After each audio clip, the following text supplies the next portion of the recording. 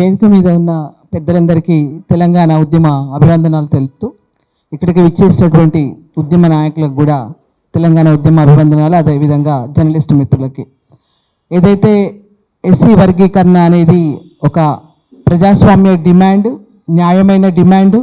ఒక చిన్న ఉదాహరణ, ఎందుకంటే సార్ చెప్పారు ఇందాక, ఇప్పుడు ఒక తల్లిదండ్రులు ఒక చెట్టు పెడతారు, ఆ చెట్టుకు పండ్లు కాస్తాయి. పండ్లు కాస్తే ఒక కొడుకుకే అవి చెందాలి అంటే అది న్యాయమా? అది ప్రజాస్వామ్యమా? అంటే మరి మిగిలిన కొడుకులు వాళ్ళు తినకుండా వాళ్ళు చచ్చిపోవాలా?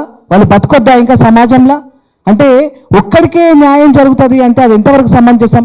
తర్వాత ఇంకొకటి ఏంటంటే, ఈ వర్గీకరణ పేరు మీద విడగొట్టొద్దని చెప్పి కొంతమంది కవులు, కొంతమంది మేధావులు కూడా రాస్తూ ఉన్నారు. విడగొట్టొద్దు అంటే ముందు మీరు కలుపుకోండి. మీరు కలుపుకుంటే అసలు ఎందుకు విడిపోతారు అది కూడా మనం ఆలోచించాలి కదా.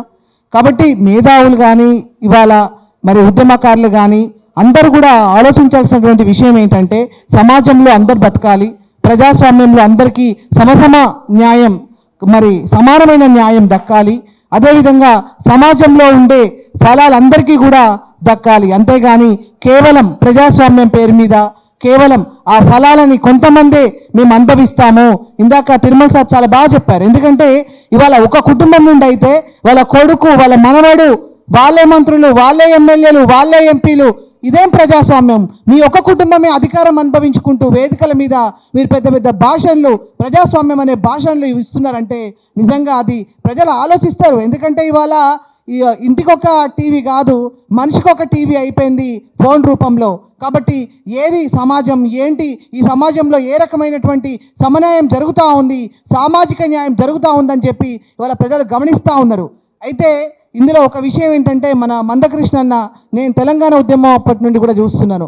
మందకృష్ణన్న నిజంగా సమాజంలో ఏ వర్గానికి, ఏ మతమైనా, ఏ కులమైనా, ఎవ్వరికి అన్యాయంగా కేసులు మోపబడ్డా, అన్యాయం జరిగిన కులాలకు, మతాలకు మరి నిలబడే అటువంటి ఈ తెలంగాణ మొత్తంలో నాకు మందకృష్ణన్న ఒక్కరు కనబడతా ఉంటారు. నేను తెలంగాణ ఉద్యమం నుండి కూడా నేను చూస్తూ ఉన్నా.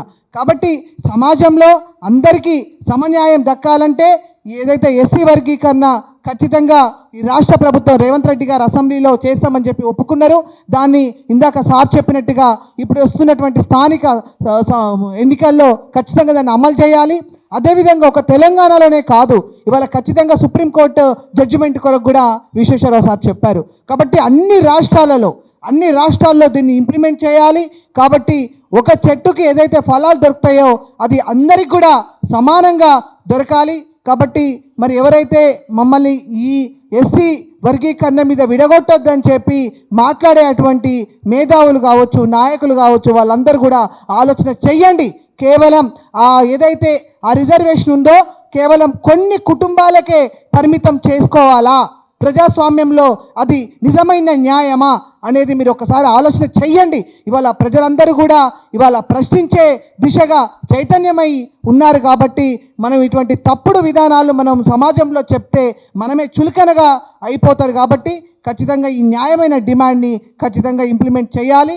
మరి ఈ ఎస్సీ వర్గీకరణకు తప్పకుండా దానికి ఒక న్యాయం జరిగే వరకు మేము మరి ఆ న్యాయ పోరాటం చేసే అటువంటి మరి ఉద్యమకాల వెంట ఉంటామని చెప్తూ మరి ఈ న్యాయపరమైన డిమాండ్ని అందరూ కూడా, సమాజం అంతా కూడా దీనికి తోడుగా ఉండాలని చెప్పి కోరుకుంటున్నాను.